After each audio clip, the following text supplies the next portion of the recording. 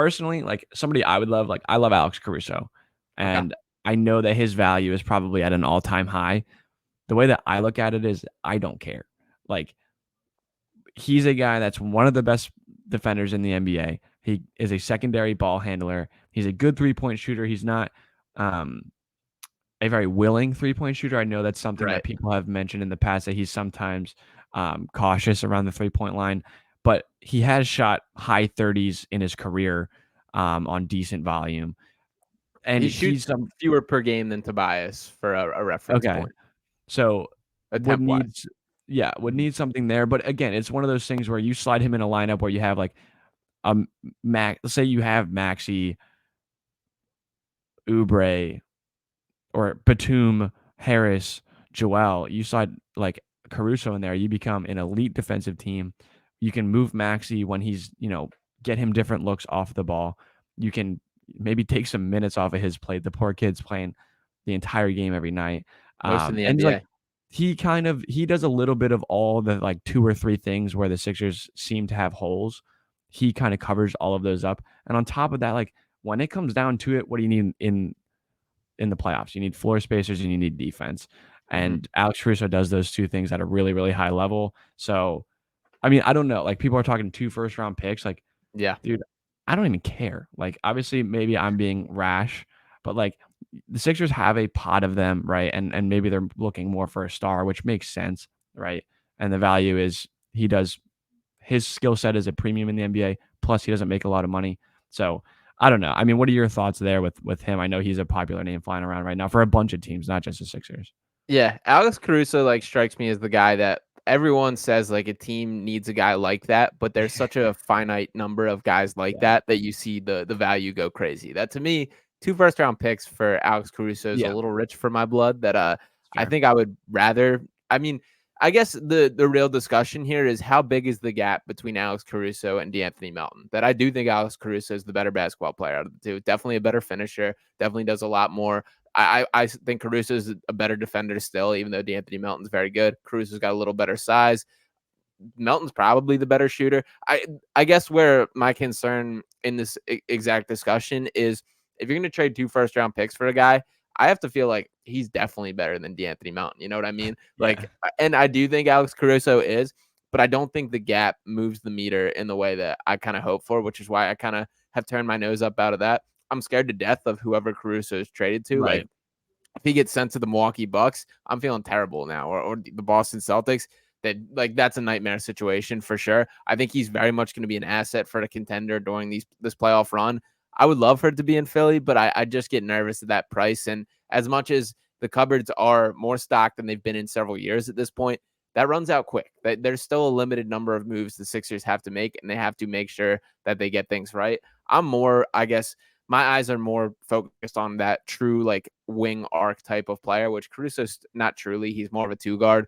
I'm more in that mindset of an OG Anunoby and Mikal Bridges, who I don't think is going anywhere. He's obviously like for sure my surefire number one. I just see no world in which the Nets move on from him, and frankly, they shouldn't. That he's a phenomenal Right. player, phenomenal human being, guy that's getting better and better night in and night out in a very impressive way.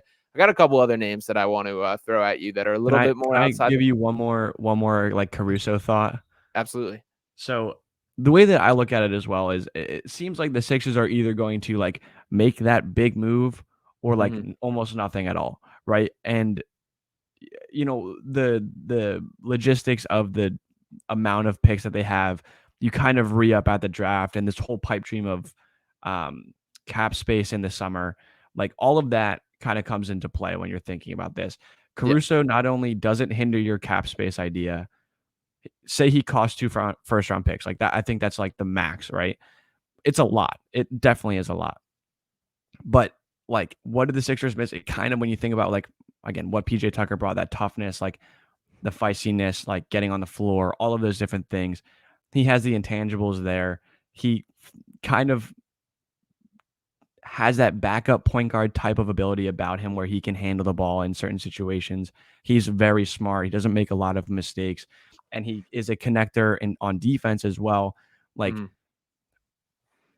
are they going to make a big move? Like, are they going to trade for OG Anunoby? I don't know. And how many first round picks does he cost? 3? that's all they have to offer right now. So, and I'm not saying I wouldn't do that. That's totally on Yeah. the table. Like I'm not counting that out at all. Then he comes in and gets the max in the summer, obviously. And again, more power to them and him for that. But I just think like if you have, when you look at the moves that other teams have made, like really strong-minded defensive guard Drew Holiday has now played for two of the biggest contenders or rivals in the Eastern Conference. You look at guys like, what does Jimmy Butler do? Like he's grimy, he's defense. Obviously, the scoring is a lot different, but like there is that piece of the Sixers that's missing a little bit. And like I don't know if necessarily Caruso is like the missing piece. Like I don't want to give him that much credit, but he does a lot of those like little things that are really important. So if they overvalue that, if they really are like, hey, this is really important to us, this is going to make us like a really strong team on all facets of the game. If they gave two first round picks and like they're the team that ends up with Alex Caruso, like I won't be upset. I guess that's more of my viewpoint of it rather than being like they got to go get him.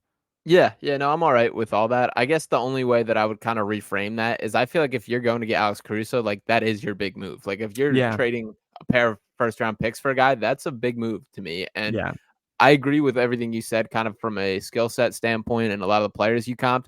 I just don't fully feel confident that Alex Caruso is that exact square peg to fit in a square hole there. And you that's have fair. to fully believe that if you make that deal. And in that same like comparison, like I feel better about 3 first round picks for OG than I do about 2 For for sure. Alex Caruso from a value standpoint. And the biggest appeal, because I know OG is going to be a free agent. I believe he's got a player option, but has the option to be a free agent and should based on what he's Totally. currently being paid. The appeal for trading for him and giving up draft picks, you then have the bird rights. So then you Yep. can set yourself up in a more cap friendly way to give him a borderline max contract or max deal, or depending on really how he plays in a Philadelphia uniform for the rest of the year. I like OG. That I think that to Yeah. me is one that I feel like is a cleaner version of the guy that I'm looking for from a defense first standpoint. Still some creation ability, but I do agree with your mindset overall there.